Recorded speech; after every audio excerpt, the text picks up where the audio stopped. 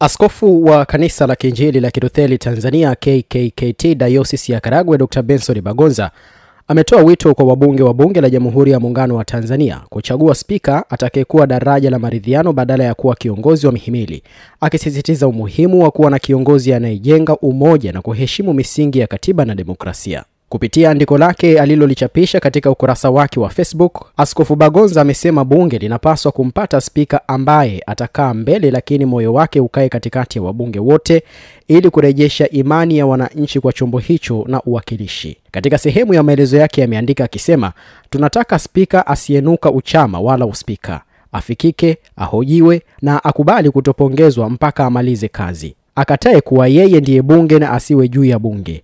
Akae mbele lakini moyo wake na mawazo yake yakae katikati ya miongoni mwa wabunge. Amesema bunge la 13 linapaswa kumpata kiongozi mwenye hekima, uzalendo na uwezo wa kujenga daraja la maelewano miongoni mwa Watanzania, akionya kuwa hatari kubwa ni kulifanya bunge kuwa la chama kimoja badala ya kuwa la wananchi wote. Askofu Bagonza pia amewataka wabunge kumchagua spika mwenye uelewa wa kizazi kipya, ambaye ataweza kujenga daraja na vijana wa Gen Z, akisisitiza kuwa wakati umefika kwa viongozi waandamizi kutambua mabadiliko ya kijamii na kikazi. Katika sehemu ya maelezo yake ameandika hivi, ninanukuu tena: spika ajaye ajenge daraja na vijana au wahuni wa Gen Z, asiogope panki wala milegezo yao, atambue bunge lijalo linaweza kuwa la spika Gen Z, mwisho wa kunukuu. Ameandika kwa utani uliochanganyika na ujumbe mzito.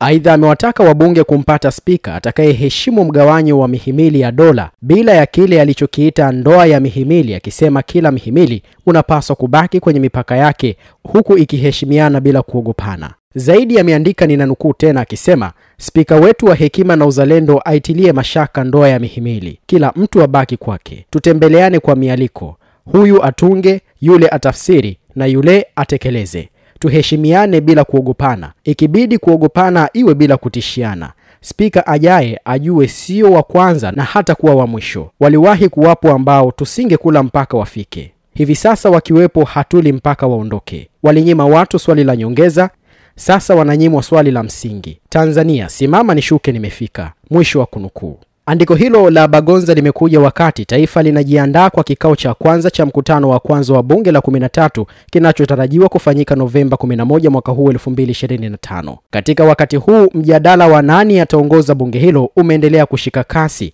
ambapo majina ya wanasiasa kama Musa Zungu na Steven Masele yanatajwa kuwania nafasi hiyo kufuatia Dr. Tulia Ackson kujiondoa kwenye mbio hizo.